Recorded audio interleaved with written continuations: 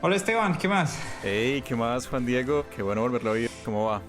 Bien, bien, pues extrañando a los astrólogos, no nos escribió ningún astrólogo con la carta astral imposible. De hecho, hoy vi esta mañana un correo Shot de Ciencia que acabó con una frase que era: si hay una mentira que perdura es porque tiene algo de verdad, me acuerdo. Ah, ok. Pero bueno. Eso es como una autodemostración, ¿no? O sea, con ese principio se puede demostrar cualquier cosa. Pues sí, también pienso lo mismo. Pero sí, yo no vi ninguna respuesta, así que no diga, wow, trabajo, así como análisis. Sí, no, la clave está en que para la fecha que dimos, esa carta astral es imposible de hacer, porque la carta astral funciona con el ascendente y con las casas. Entonces, en esa latitud tan alta, en esa fecha del año, pues no sale el sol por encima del horizonte. Entonces, no existe un ascendente que es como el caballo de batalla de las cartas astrales, y por ende toda la información que puedan sacar de la carta astral pues está vedada, no funciona. Oiga, Juan Diego, ¿usted me podría sacar mi carta astral? Sí, pues deberíamos hacer un show de ciencia y le enseñamos a la gente a hacer cartas astrales. Eso sería chévere, sí. Sí, claro, pues porque en últimas parte del aire molido que le venden a uno es hacer la carta astral. Como en Los Increíbles, ¿no? Si todos son súper, nadie es súper. Entonces aprendamos a hacer cartas astrales y quitamos de encima. Pues es una buena estrategia, Acabamos con el negocio desde adentro. Exacto, pues en últimas mucha gente va a este tipo de sistemas de adivinación, es como para hablar con otras personas. Entonces pues nosotros les ahorramos el hecho de tener que echar carreta sobre algo científico, y pues, o sea, ya les ahorramos ese paso. Pueden hablar con esa persona y pues se hacen un análisis o la interpretación que quieran. Parece una buena idea. Queda pendiente, taller sobre astrología con el astrofísico Juan Diego Soler. Uf, eso sería un gran título para un taller. Uy, puedo meter en problemas, pero dejémoslo por ahí. Lo ponemos anónimo. Walter Supermercado. Sí, exacto. ¿Cómo es que su apodo? ¿Pollito? ¿Cómo es? ¿Pollosaurio? ¿Saurio pollo? ¿Alguno? Sí. Podemos intentarlo por este nuevo negocio de cartas astrales. Pero le tengo un tema más serio y más interesante, me parece. A ver, suéltelo. Para que charlemos hoy. Y es simulaciones del universo. Wow, eso suena como Matrix. Sí, le va a poner un eco, le puede poner un eco como simulaciones del universo. Simulaciones del universo. Este verano y todos los veranos, porque mientras siga aumentando pues el poder computacional, cada vez las simulaciones van a ser más complicadas. Déjame contarle por qué traigo este tema hoy. Y es que la semana pasada se anunció que terminó una de las simulaciones del universo más completas jamás hechas. Wow. Y tiene un nombre bien característico, se llama Ushu. Y esto significa universo en japonés. Tiene aportes de científicos de Argentina, Chile, incluyendo algunos colombianos que estuvieron involucrados en este lanzamiento de esa simulación del universo. Wow, genial. No, pero es que además simulación del universo suena ciencia ficción completamente.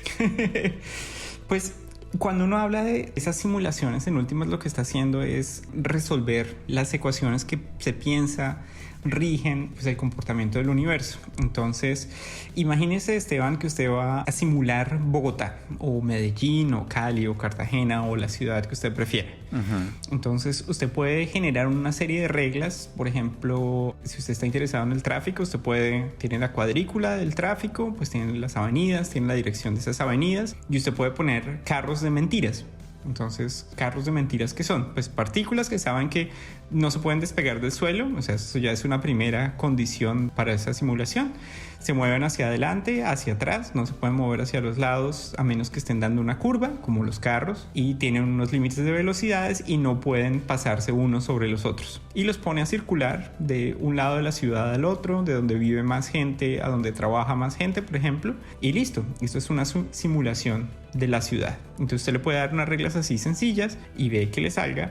Pero en última, si usted quiere aprender algo sobre la realidad, pues el punto está en que esa simplificación de las reglas, eso que yo le acabo de decir no se puede mover hacia arriba y hacia abajo, pues porque obviamente los carros no vuelan, pero pues existen otras reglas, por ejemplo, que hay semáforos o que los que están conduciendo son personas y van a distintas velocidades, distintos grados de prisa, entonces algunos van a ir más rápido que los otros, entonces Se empieza a complejizar el asunto.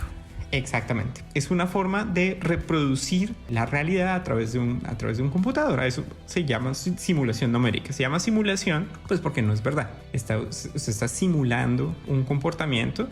Es numérica porque esas ecuaciones las resuelve un computador. O sea, esto cuando usted tiene un sistema, por ejemplo, en ese ejemplo de los carros en las avenidas, muchas de las ecuaciones que le van a surgir pues para el movimiento son ecuaciones que usted no tiene que resolver como resuelven unas ecuaciones de álgebra en el colegio, las de Baldor, sino se resuelven numéricamente. Es decir, usted todas las derivadas o todas las extrapolaciones se hacen numéricamente. El computador, como una calculadora, calcula los distintos comportamientos y entonces hay un grado como de aleatoriedad, pues porque por ejemplo, imagínense en la simulación del carro, pues usted le tiene que dar, por ejemplo, una velocidad inicial, un punto inicial, de pronto se incluye que hay como los parámetros de inicio. Exactamente, las condiciones iniciales, que es lo más importante.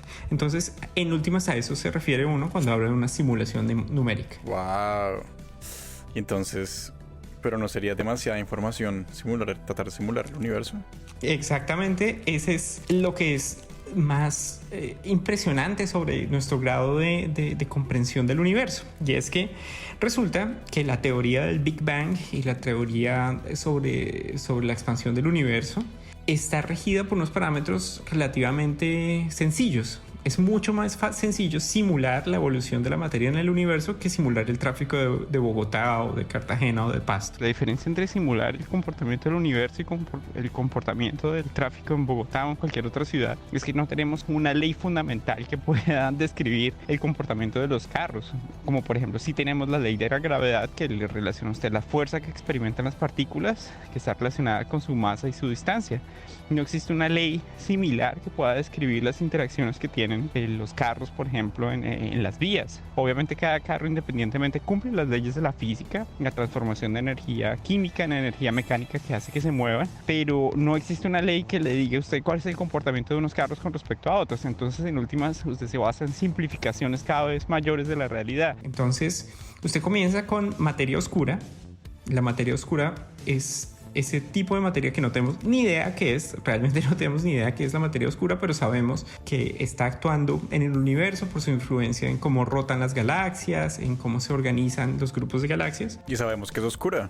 Y sabemos que es oscura, pues no interactúa con el electromagnetismo, con la luz. Entonces eso lo hace mucho más sencillo, porque entonces solo interactúa gravitacionalmente. Ya ve cómo hay una primera simplificación que es enorme y es una simulación de gravedad. Usted va a resolver la gravedad para un montón de materia que tiene unas condiciones iniciales pues que extrapolamos al Big Bang y se organiza de una cierta forma pues que no necesita, por ejemplo, esos parámetros que tenemos nosotros para interacción con la luz, o si está en un lugar del universo donde se acumula mucho más materia. Lo único que va a pasar es esa gravedad va a actuar, va a acumular materia, y esa materia pues tiene un componente que es materia de la que vemos todos los días, pero la gran mayoría es materia oscura. Es materia oscura. Por eso es relativamente sencillo. Y existen algunos parámetros ahí pues que le dicen cuál es la expansión del universo, cuál es la población de esos grupos de galaxias, porque pues también depende un poco de la materia real, a pesar de que la materia hadrónica, como llamamos nosotros a los protones, electrones y a todos los elementos que conocemos en la tabla periódica, resulta que pues sí tienen son un ingrediente muy pequeño en esa simulación, pero pues sí, si es realmente una simulación del universo, tiene que producir algo similar a una galaxia, y pues las galaxias están, como las vemos, están hechas también de materia hadrónica. Entonces tienen ahí ese pedacito. Y entonces el chiste, ¿dónde está? El chiste está en que cuando usted simula el universo, usted está simulando algo que tiene un rango dinámico enorme. Entonces ahí entra otra palabreja ahí, que es rango dinámico, que es que usted va a cubrir unas escalas enormes. El universo es muy grande, y entonces usted tiene que solucionar todas esas ecuaciones de lo más grande hasta lo más pequeño. Y ahí también viene la limitación de esas simulaciones. ese tipo de momentos en que es tan difícil imaginarse las dimensiones que empieza como a doler la pituitaria, no sé. Pues precisamente por eso mucha gente, no sé, Esteban, si usted ha escuchado el cuento de ese, que hay gente que piensa que nosotros vivimos en una simulación de computador como Matrix. Sí, por ahí he visto. Entonces, pues, ¿cuál es la premisa de Matrix? Si ustedes no se han visto Matrix o Matrix o como le quieran decir, pues, spoiler alert, 20 años tiene esa película, ¿no? Sí, no, el cómo llamar eso spoiler con una película como Matrix, que ya es un clásico. Que van a sacar una versión nueva. Sí, vi el tráiler, qué locura. Sí, pero bueno. Las hermanas Wachowski, además. Muchas cosas han cambiado en esas 2 décadas de Matrix. Sí. Entonces, ¿cuál es la idea de Matrix? Que los humanos vivimos en una simulación por computador. Que los computadores, las máquinas, de alguna forma, hacen creer a los humanos que están viviendo una realidad que no existe más que en sus mentes. Y pues por razones nefastas quieren utilizar a los humanos como fuentes de electricidad. El punto va a ese mundo de la matriz. Si usted quisiera, por ejemplo, reproducir el mundo con toda la complejidad que tiene, pues necesita un computador extremadamente sofisticado, porque ahí es donde entran como los fallos en esa matriz. Entonces, esas simulaciones como esta del universo, eso tiene que correr en supercomputadores. Generalmente no son ni siquiera servidores a los que se tiene acceso. ¿Sí? Esos servidores tienen que estar en general en el campo, porque tienen que tener unos sistemas de refrigeración enormes. Esta simulación que se hizo, esta Ushu, se hizo en un computador que se llama Aterui. Aterui 2 es un supercomputador especializado en astronomía, que comenzó a funcionar plenamente en junio de 2018. Aterui 2 tiene un rendimiento computacional 6 veces superior al que tenía el anterior supercomputador Aterui cuando se instaló por primera vez, y 3 veces superior al que tenía Aterui tras su actualización de octubre de 2014. Esta mayor potencia permite realizar simulaciones a mayor escala. Con Aterui, solo podíamos simular una fracción del número real de estrellas de una galaxia. En cambio, Aterui 2 puede calcular el movimiento de todos los cientos de miles de millones de estrellas. Y ese es un computador que ocupa un volumen grandísimo. Es como si fueran esos mainframes de los años 60, donde tenían que ser cuartos y habitaciones llenas de computadores. Bueno, estos son computadores de nuestra época con la miniaturización, pero tienen tal capacidad de cómputo y tienen que hacer transferencia de un procesador a otro, pues que se demoran un montón. Para hacer ese tipo de simulaciones, pues estamos hablando de una cantidad de electricidad, pues para enfriar los computadores, más tener que hacer pues todos los cálculos. Más o menos son unos 3 petabytes de datos, es decir, es como 1 millón de fotos de las que usted puede tomar en un teléfono móvil, con un rango de 12 megapíxeles. Es decir, es una cantidad pues inimaginable de datos. Wow. Para reproducir esas simulaciones. Pues para producir esa simulación. Está como para usar ese computador para minar Bitcoin. Pues exactamente por eso ese es el costo de esas simulaciones. En últimas, es una cantidad de computaciones matemáticas que se tienen que hacer a través de esos computadores, que en general están reservados pues para ese tipo de usos. Por ejemplo, esos computadores los utilizan los gobiernos no solamente para hacer simulaciones del universo, sino en general para manejo de datos, desde manejos de datos de física médica hasta cálculos. Por ejemplo, la gente que trabaja en sismología y en estudio de volcanes, en estos días que tuvimos la erupción volcánica superficial en La Palma, pues ese tipo de análisis, este tipo de simulaciones que también se utilizan, por ejemplo, para estudiar el comportamiento de la corteza terrestre en el caso de una erupción volcánica, pues toman muchísimo tiempo, espacio y tiempo de cómputo, pues para tomar soluciones. Entonces estamos hablando de cosas que son como la cereza en el pastel de la computación. No, y además qué miedo uno mandar un trabajo a ese servidor y embarrarle en el trabajo y que el computador se ponga a trabajar 3 días a no sé cuántos millones de megawatts por segundo y uno, la había embarrado en el comando, perdón.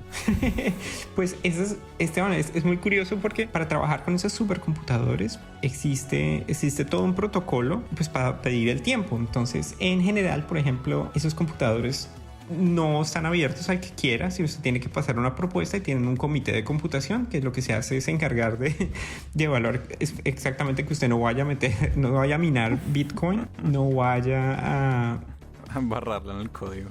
No vaya a embarrarla en el código, o por lo menos que usted tenga una como un plan para que no le vaya a pasar eso. Entonces es parte de lo que se evalúa, porque pues no estamos hablando de alguien que sea invencible, ¿no? Estos códigos son hechos por el hombre, pero usted tiene que hacer algo que se llama benchmarking, que es enviar sus ecuaciones y mirar que sí esté funcionando, hasta qué punto se está rompiendo su simulación cuando algo sucede, porque en últimas esas máquinas para la computación astronómica pues son prototipos, pues por ser un computador exactamente tan grande, es como si fuera un carro de Fórmula 1. No deja de ser un objeto único que obviamente va a reaccionar de formas distintas al código. Entonces no es que usted se la sabe todas y va a mandar un código y pues ya reproduce su universo y sale al otro lado. No, estamos hablando de una máquina que no digo domesticar, pues porque nadie puede domesticar un computador de esas características, pero sí tiene que aprender a utilizar. Qué nervios mandar un código en ese computador. Uf. A mí me daba nervios con el de la universidad, no más que pues bueno, no es para nada lo mismo. Pues resulta que, Esteban, las simulaciones y este tipo de cálculos, pues eso tiene una historia larguísima, porque yo vi una de las primeras simulaciones jamás hechas, porque la tienen en Heidelberg, en la Universidad de Heidelberg. Tienen una de las primeras simulaciones de la rotación de una galaxia y la hicieron con bombillos, con un circuito integrado. Lo que hicieron fue poner unos bombillos sobre una tabla. O sea, se parece mucho al experimento que se puede hacer en el colegio, donde se ponen bombillos y distintos switch, y lo que hicieron fue pues a través de tarjetas perforadas pasar como las reglas de rotación, en este caso un potencial de la galaxia, y a través de esos bombillos se podía visualizar los cálculos que se estaban haciendo. Ah, qué chévere, ingeniosísimo. Y todavía lo tienen en la Universidad de Heidelberg, una de las primeras simulaciones pues que no tienen nada que ver con esto, pues en una grilla de bombillos, pues que se imagina no puede ser bastante grande. Como una simulación, como la versión análoga. Exactamente. Pues que en últimas la computación, usted podría hacer computación con mangueras y switches en mangueras llenas de agua. Lo que pasa es que pues se hace intratable hacer operaciones muy complejas, pero en últimas lo que estamos viendo pues es la optimización de eso con circuitos muy pequeños que pueden manejar grandes cantidades de cálculos a la vez. Oye, pues tengo una duda con esa simulación del universo. Solo estaban modelando gravedad, ¿cierto? Estaban modelando gravedad, y a cierto punto, cuando ya la gravedad comienza a concentrar, comienzan a modelar también el comportamiento de lo que nosotros llamamos retroalimentación en astronomía, y es cuando usted enciende una estrella, lo que usted está haciendo es transformar la gravedad en energía electromagnética a través de reacciones nucleares. Es decir, cada vez que usted acumula suficiente materia para que se produzcan reacciones nucleares y comienzan a emitir luz, entonces comienza a haber esa retroalimentación. Usted transforma gravedad en otras formas de energía. Entonces también incluye eso, y pues ahí es donde ya es donde el diablo está en los detalles, ¿no? Esta es una simulación bien impresionante, pero por ejemplo los detalles, y es en últimas lo que queremos aprender, porque ¿cuál es la gracia de esto? Pues la gracia obviamente no es reproducir el universo, pues porque el universo está ahí. Reproducir el universo como tal exigiría un computador casi tan grande como el mismo universo, sino pues tiene algunas condiciones para que, por ejemplo, cuando usted va a formar una estrella, usted no la forma de verdad en el código, sino se le pone como unas ciertas reglas para simular, precisamente para simular ese comportamiento. Sí, y simplificar, porque pues también... Esa es la clave. Yo creo que ya modelar una estrella al detalle ya sería algo súper complejo. Cada átomo, cada reacción nuclear, Exactamente, esa es la palabra clave, la simplificación. Y esa es la clave, no solamente pues para las simulaciones como esta, eso se llama una simulación cosmológica porque simula un volumen del universo bien grande, sino también para las simulaciones de volcanes, de huracanes, del tráfico en las ciudades, simulaciones de la bolsa de valores, porque pues también podría ser una simulación de la bolsa de valores, pero a medida que las reglas que rigen su sistema sean más aleatorias, pues en últimas, cada vez que usted lance los dados de la simulación le va a dar una cosa distinta. La idea es encontrar como qué simplificaciones todavía le producen algo que esté de acuerdo a las observaciones y que le permitan predecir algún comportamiento. Qué chévere, uno hace un poquito de eso cuando está haciendo como árboles filogenéticos en biología. Uno lanza el modelo y lo que hace es lanzarlo 1000 veces y hacer como la proporción de cuántos árboles estaban parecidos de esos 1000 que se simularon, con esas reglas que podían ser un poco aleatorias. Claro, y es que ese proceso de simulación, Esteban, como usted bien lo dice, hace parte pues fundamental de muchas ramas de la ciencia en las cuales hacer experimentos es difícil, porque por ejemplo en un árbol filogenético pues debe ser imposible seguir un individuo durante tantas generaciones, ¿no? O una especie durante tantas generaciones. Sí, claro, no, es que eso es el rollo, es tratar de construir el pasado desde el presente. Exactamente, con unas reglas que usted aprende en el presente y ver si puede seguir avanzando. Exacto, sí. Oigan, me hizo recordar una cosita que tengo que hacer la paréntesis porque es muy chistosa cuando hablamos de simplificación. Me acordé de un ejercicio en un libro de física que decía: calcule el volumen de un pingüino, asuma pingüino como un cilindro perfecto. Ay, pero al final dan mucha información muy valiosa, ese tipo de simplificaciones a veces. Sí, y en últimas usted lo que está intentando es como también simplificar algo muy complejo como unas herramientas fundamentales. Imagínese, y estoy casado con el experimento del tráfico en Bogotá porque creo que es el sistema dinámico más complejo que se me puede ocurrir. Digamos que usted pueda simplificar a unas simples reglas, por ejemplo, que la velocidad debería ser menos de 50 kilómetros por hora para todos los carros en la ciudad. Digamos que es algo contraintuitivo. Si usted exige que los carros se muevan a menos de 50 kilómetros por hora en toda la ciudad, y por ejemplo una simulación le puede dar información sobre dónde se van a formar los trancones, dónde necesita ampliar las vías, porque a lo mejor, y sobre todo con recursos limitados, porque no estamos hablando de, o sea, toda Bogotá es imposible poner las vías como una mesa de billar, pero usted sabe dónde concentrar los escasos recursos que tiene, así como el trazado de algo como el metro o una inversión pues de ese calibre, pues requiere que usted tenga una idea de los patrones tan complejos que suceden en la ciudad. Entonces, desde ese sistema hasta los árboles filogenéticos y en este caso la materia oscura en el universo, pues las simulaciones le ayudan a uno como a hacer prescripciones de qué es lo importante y cuáles son las simplificaciones de las cuales puede uno aprender. Y también corroborar un poco, ¿no? Me acuerdo que alguna vez vi que una simulación de una galaxia permitió como corroborar que hacía falta materia oscura, energía oscura, creo, para que se diera la forma de disco de una galaxia, ¿no? Como que si no... Los brazos de las galaxias espirales, como la Vía Láctea, giran alrededor del centro galáctico. La densidad de materia luminosa, la que podemos ver, disminuye a medida que se va del centro a las afueras. Si esta materia luminosa es toda la materia que hay, entonces podemos modelar la galaxia como una masa puntual en el centro, y mirar los objetos que orbitan a su alrededor, de forma similar al sistema solar. A partir de la segunda ley de Kepler, se espera que los objetos alejados del centro roten a menor velocidad en comparación con los objetos más cercanos al centro, de forma similar al sistema solar. Pero esto no es lo que observamos. Por el contrario, las velocidades de rotación prácticamente no varían a medida que aumenta la distancia al centro. Si las leyes de Kepler son correctas, la única razón para resolver este problema es concluir que hay mucha materia no luminosa, materia oscura, en las afueras de la galaxia. Bueno, ahí usted me corregirá porque creo que estoy hablando mucha carrera. No, tiene razón, porque en últimas la astrofísica, y creo que en eso tiene, bueno, en biología no sé, pero en astrofísica es muy difícil hacer experimentos, porque los sistemas que nosotros manejamos pues son enormes. Están un poquitín lejos, ¿no? Sí, están un poquitín lejos, están un poquitín grandes. Y las condiciones de los flujos que existen en el universo, porque uno se imagina que el universo está quietecito, ¿no? O sea, uno ve las estrellas y se le hace como que simplemente porque en nuestro tiempo de vida no está cambiando el firmamento, no significa que el firmamento no esté en constante movimiento. Estamos girando a 220 kilómetros por segundo alrededor del centro de la galaxia.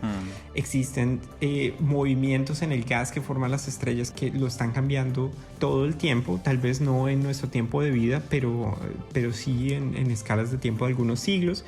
Y últimamente, por ejemplo, con telescopios como ALMA, estamos viendo que las estrellas cuando se forman pueden generar transientes, es decir, cambios en la luz que provienen de las regiones de formación estelar que se pueden ver en tiempo real. O sea, en ALMA están en este momento monitoreando fuentes que están cambiando su luminosidad en cuestión de días.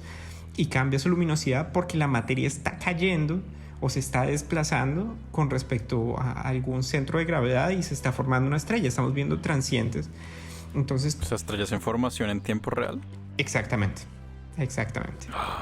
Eso es, ¡Qué genial! eso es de lo más impresionante que tiene ALMA en este momento. ALMA es como si fuera un cuchillo de precisión, un escalpelo. ¿Y qué es ALMA otra vez? ALMA es el Atacama Large Millimeter Array.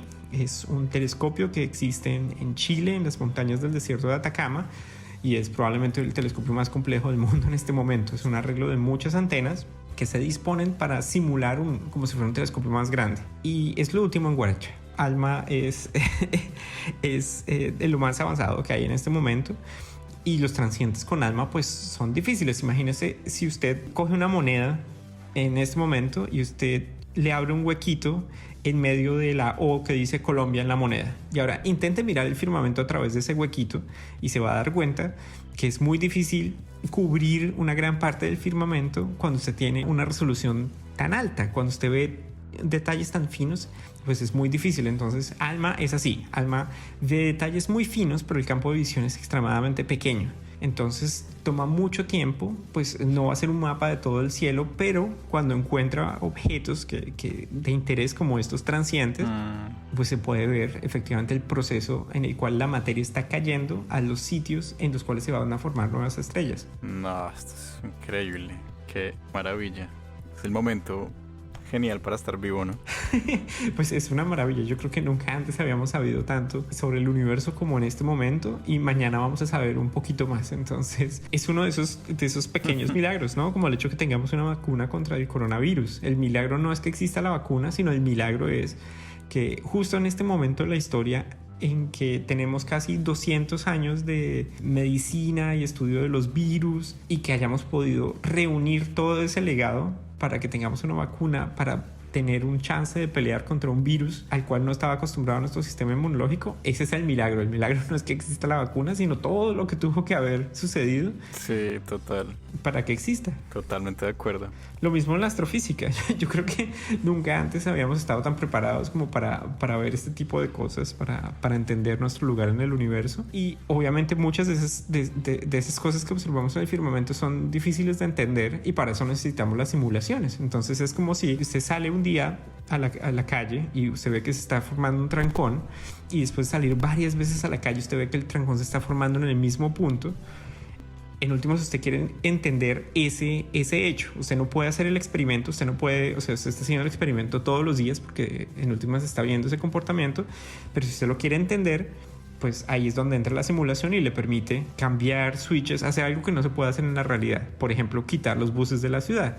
Usted no puede quitar los buses de la ciudad, pero sí los puede quitar en una simulación y le puede decir si va a variar el comportamiento. Lo mismo pasa en una simulación de estas, y en la galaxia de Disco, por ejemplo, que usted estaba mencionando, si usted quita la materia oscura, pues simplemente no va a rotar la galaxia como está rotando normalmente. No sé por qué parece tan intuitivo pensar que una galaxia, pues como la Vía Láctea, tiene esa forma como por gravedad, y porque ajá, y es como no. Faltan ingredientes ahí. Pero entonces ahí entra en un dilema, y es obviamente la simulación le puede decir a usted qué le falta respecto a lo que usted ya conoce, pero ¿podría usted predecir algún comportamiento exótico a partir de la simulación? Ahí yo creo que es donde sería lo más interesante. Por ejemplo, imagínese que la simulación de Bogotá le diga que el mototaxismo es es el sistema de transporte más efectivo para la ciudad, y todos los carros se deberían quedar por fuera de la ciudad. Pues yo sí fui usuario importante del mototaxismo, confieso. ¿Sí? A mí el mototaxismo lo considero deporte de alto riesgo, pero es bastante útil, es cierto. Pues curiosamente en Bogotá hay tanto trancón que deja de ser de alto riesgo porque va entre los carros bastante lento. Esteban, ese es un experimento que prefiero dejar a los expertos, y yo prefiero hacer la simulación. Otra ventaja de la simulación, menos riesgo para uno, ¿no? Exactamente, exactamente. Y pues hablando de riesgos, por ejemplo, ahí está, otra aplicación de las simulaciones. Por ejemplo, si usted tiene un mapa topográfico de un lugar de alto riesgo de deslizamientos, una simulación le puede decir a usted cuál es el cauce más probable de una luz o la entrada de un tsunami. Ese es el tipo de cosas que le puede decir un computador y tenemos computadores cada vez más poderosos que pueden hacer eso. Hablando de eso, me enteré de un chisme, Esteban, buenísimo. Y es que imagínese que la Agencia Espacial Italiana y la Agencia Espacial China están desarrollando un satélite que se llama EXES, y lo que hacen es van a observar la ionosfera, la capa de la atmósfera que está ionizada en la parte más alta de la atmósfera de la Tierra, porque resulta que se ha observado que hay una correlación entre el comportamiento de la ionosfera y los sismos, los terremotos.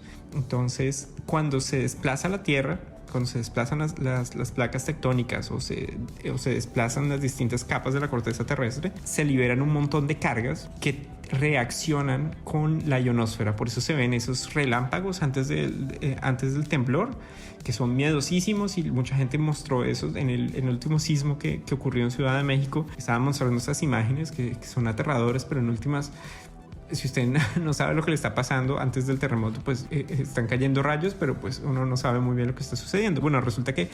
no tenía ni idea que caían rayos antes de un terremoto. Uy, creo que es de lo más miedoso y parece como de ciencia ficción realmente.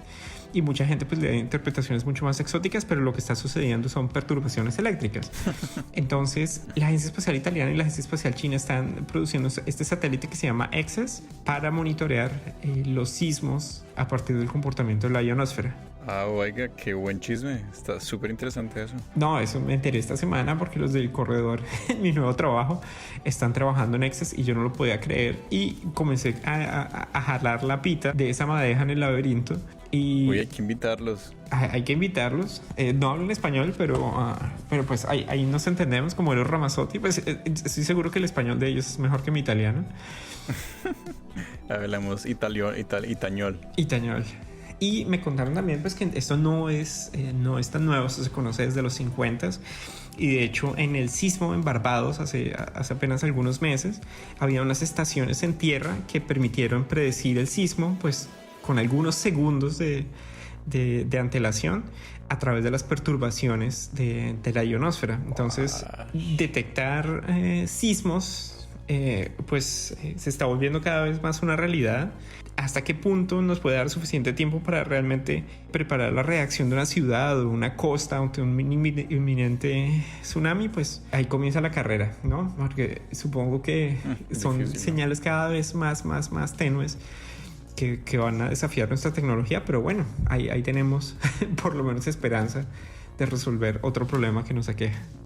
Oye, pues entonces, volviendo a esta simulación, ¿qué se ha aprendido, que han logrado experimentar, comprobar, refutar? Bueno, resulta que estas simulaciones logran hacer algo que no se puede hacer en la realidad, que es ponerse las gafas para ver la materia oscura. La materia oscura no se puede ver directamente, si es que existe, porque hay astrofísicos que dudan de la existencia de la materia oscura. Nosotros observamos la materia oscura a través del efecto indirecto que tiene sobre la luz, por ejemplo, a través de los lentes gravitacionales. Siempre que usted tiene materia, pues va a desviar el camino de la luz. Y, por ejemplo, el mapa más completo que tenemos de la materia oscura en el universo viene de la perturbación a la radiación de fondo de microondas. La radiación de fondo de microondas, que es la radiación remanente del Big Bang. Bueno, resulta que esta también se ve afectada por la materia, y así es que hacemos mapas de materia oscura. Pero, pues, obviamente esos mapas les falta ingredientes y les falta, o sea, no tenemos forma de completarlos con otra observación ortogonal. Es decir, haga de cuenta, usted está caminando en una habitación completamente oscura y usted se tropieza con algo. O sea, usted sabe que ahí hay algo porque sintió su efecto electromagnético, que es el golpazo que se dio. El dedo chiquito del pie, además. Exactamente. Entonces es un experimento muy preciso y con una señal muy alta, que es ese dolor tan berraco que le da muy alta. si se tropieza. Pero de ahí a que usted tenga idea de efectivamente cuál es el objeto que está en la habitación, pues es distinto. Para tener muchos dedos chiquitos. Exactamente. Eso es lo que le permite a usted hacer la simulación. La simulación pues genera una gran cantidad de habitaciones con las mismas condiciones que pensamos que tiene la materia oscura, que evolucionan en el tiempo, y usted no tiene que golpearse el dedo chiquito para saber que ahí está la materia oscura, sino usted puede generar lo que se llaman observaciones sintéticas, es decir, observaciones de mentiritas para predecir, por ejemplo, descartar, por ejemplo, algunos objetos que no le pudieron haberse generado esa señal, o simplemente para ver comportamientos críticos en la evolución del universo que le permitirían, por ejemplo, no formar galaxias. Por ejemplo, si usted tiene una simulación del universo y usted a la edad que tiene el universo no ha formado galaxias, usted sabe que a esa simulación le falta algo. Entonces es como reproducir la sopa quitándole ingredientes y ver cuál es el ingrediente que no le sirve. Okay. Por ejemplo, mi ejemplo favorito, y esa es una analogía que se la pesqué a un astrofísico colombiano. Entonces es un ejemplo que le pesqué a Germán Chaparro, pues que es un gran amante de la cocina y un gran cocinero.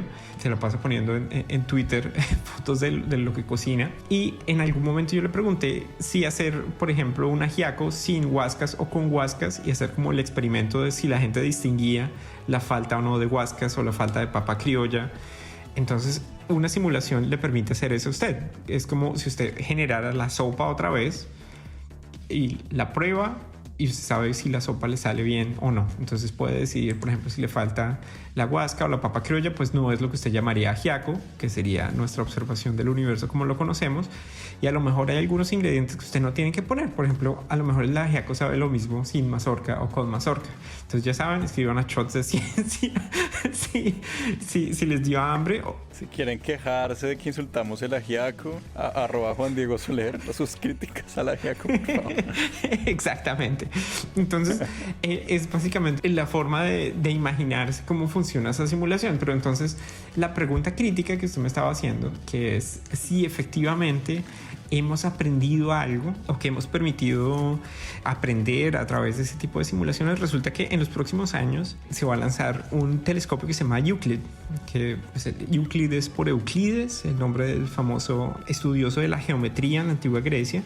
Y lo que va a hacer es observar e intentar inferir la geometría del universo y la evolución de las galaxias a partir de la observación de una infinidad de galaxias, de miles de millones de galaxias. O sea, esto va a ser un salto increíble de órdenes de magnitud en las cantidades de galaxias que se han observado en múltiples frecuencias de la luz. Resulta que para interpretar, por ejemplo, si a Euclid le faltan o no galaxias, si las conclusiones que vamos a obtener de Euclid tienen algún sesgo estadístico, pues se necesitan este tipo de simulaciones. Entonces, en últimas, nos estamos preparando para entender un poquito mejor esas observaciones que van a venir, para desarrollar modelos que nos permitan entender cuál es el efecto de la materia oscura, la geometría del universo. Entonces, haga de cuenta como si en los próximos años se fueran a abrir miles de restaurantes de ajiaco en toda Europa. Estamos preparándonos para evaluar si realmente estos restaurantes de ajiaco cumplen nuestras expectativas a partir de este experimento que estamos generando. Por ejemplo, es una caricatura, por supuesto, porque no se puede hacer una simulación del sentido del gusto o del olfato, que son los más importantes para determinar si el ajiaco está ahí o no, pero pues ramplona o no, es una analogía de lo que queremos hacer con estas simulaciones. Juan Diego, ¿usted extraña el ajiaco? Sí, creo que es una confesión que tengo que hacer en esta altura del episodio. Ay, por favor, manden sus hojas de guasca y sus papas pastusas, habaneras y criollas a Roma. A @Juan Diego Soler y a Shots de Ciencia. Uy, sí, a mí también me venderían bien unas aquí a Alemania. Oiga, pero entonces, a mí también me queda una duda con estas simulaciones. ¿Cómo verifican que salió bien o que es adecuada o que es algo que no es cualquier disparate? ¿Sí sabe? ¿Cómo se valida? Con las observaciones, no hay nada más que hacerlas. En últimas, usted está intentando reproducir un comportamiento muy complejo, y como sus puntos de referencia son las observaciones que existen. Haga de cuenta, si en nuestra simulación del ajiaco a usted le entregan una paleta al final, pues el ajiaco es una sopa, no es una paleta. Entonces se sabe que efectivamente la simulación fue fallida. Además, hay un cierto ingrediente de la solución de estas ecuaciones que usted le permite calcular los márgenes de error. Entonces hay desde ceros, o sea, usted ni siquiera sin saber el resultado de la simulación, usted puede saber si las ecuaciones se están resolviendo bien o no con unas cosas que se llaman criterios de convergencia. Es decir, qué tan cerca usted se está aproximando a las soluciones cada vez que va dándole más vueltas al problema. Al siguiente paso, cuando usted resuelve otra vez las ecuaciones, ¿se está acercando a la solución o se comienza a comportar como de forma aleatoria? Porque pues es muy sencillo que si usted comienza a echar ingredientes al azar, pues le comienza a dar algo que está al azar. Entonces tiene que haber criterios de convergencia de esa solución de las ecuaciones. Entonces, para que en últimas no le dé ruido al final o algo completamente eso. Ok, entiendo.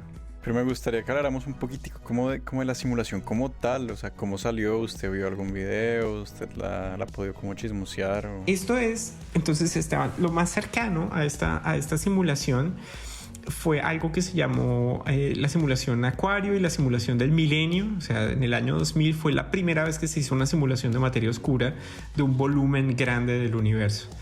Y si ustedes nunca han visto, eso se ve como telarañas, se ve como si fueran muchas telarañas en tercera dimensión.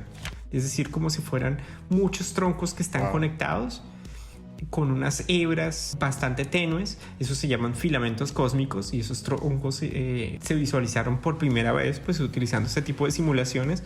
Tenemos algunos candidatos y mientras cada vez más se han observado más galaxias, sí se descubre que las galaxias efectivamente están organizadas en ese tipo de racimos. En últimas, le permite a usted como hacer un chequeo de la realidad, que si usted infiere un cierto comportamiento a partir de las galaxias, cuando usted haga una simulación basada en ese comportamiento le da algo similar a la organización que tienen las galaxias. Entonces, oye, Juan Diego, esos filamentos más o menos como como alguna idea de tamaño, como imaginárselo. Pues esas son escalas absolutamente descomunales para nosotros. Entonces, imagínese, el sistema solar, como lo tenemos nosotros, de nosotros a el Sol, es una unidad astronómica. ¿Listo? Una nube molecular como las que yo estudio tiene decenas de miles de unidades astronómicas, es decir, ya tiene una unidad parsecs o años luz. Cuando usted ya tiene algo como la galaxia, usted está hablando de decenas de miles de años luz. Wow.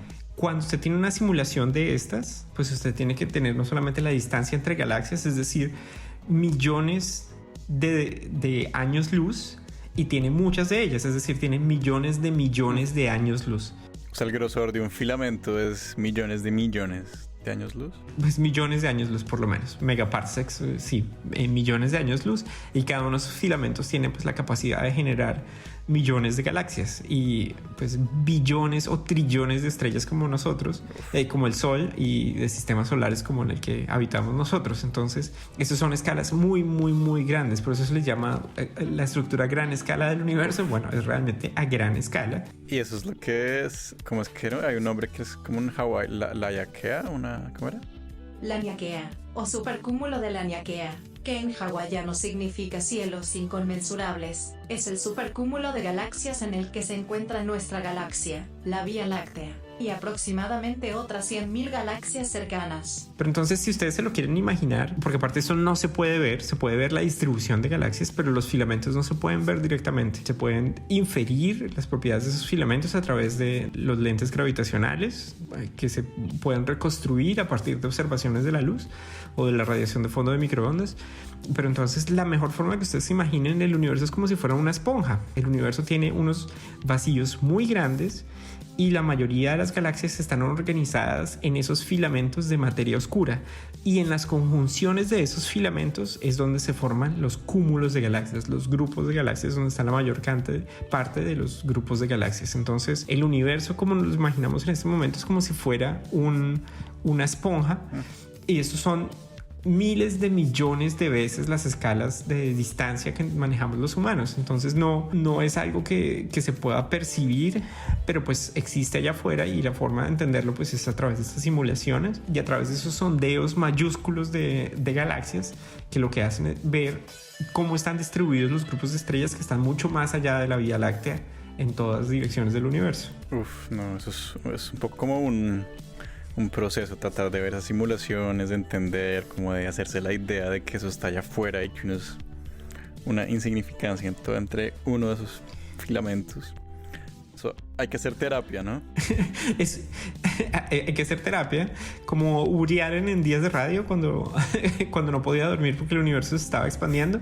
Bueno, es algo más o menos así, aunque hay mucha gente que le encuentra un parecido a las neuronas. Cada vez que se muestra una de estas simulaciones, y de hecho hay muchos talleres interdisciplinarios y cuando se reúnen personas de distintas áreas con astrofísicos en general, el parecido que les encuentran es como si fueran las redes neuronales. Es como una red de filamentos y como les ponen colores bonitos para mejorar la visualización, en últimas los colores le están dándose la temperatura del gas y de la materia bariónica, pero también muestra esos filamentos que en realidad no tienen color porque son materia oscura, no interactúa electromagnéticamente, entonces pues no tiene color. Pero entonces le pones esos colores bonitos y se ve como si fueran redes neuronales. Uf, no, esto fue tremendo episodio. Ya quedé otra vez descrestado con sensación de infinitez e insignificancia, pero de asombro también. Es como esa dualidad que solo la astronomía y la astrofísica le da a uno, ¿no? Exacto, entonces en estos momentos se está escuchando shots de ciencia en la superficie de un planeta que hace parte de un sistema que gira alrededor de una estrella de tamaño mediano, que no es más que una de las miles de millones de estrellas que existen en una galaxia, en las miles de millones de galaxias que existen en nuestro cúmulo local, de los millones de galaxias que existen en todo el universo, que están organizados en estos filamentos cosmológicos en el único universo que hasta ahora conocemos. Wow. Bueno, yo creo que no mejor cierre que ese. Gracias, Juan Diego, por este gran episodio de hoy. Creo que dejamos a los oyentes ya como en un viaje ahí, un pequeño lapsus. No, hasta la próxima, Esteban, y les dejamos estas imágenes en los links del episodio para que ustedes también se diviertan imaginándose el universo. Sí, claro que sí. Ahí abajo en la descripción van a poder ver videos de la simulación que hicieron y más links y artículos interesantes. Muchas gracias, espero que les haya gustado. Estén pendientes de nuestras redes @shotsdeciencia y también sigan a Juan Diego Soler en @JuanDiegoSoler. Y nos vemos en el próximo Shot Estelar, que esto se está poniendo cada vez mejor. Muchas gracias. Gracias, Esteban. Chao. Chao.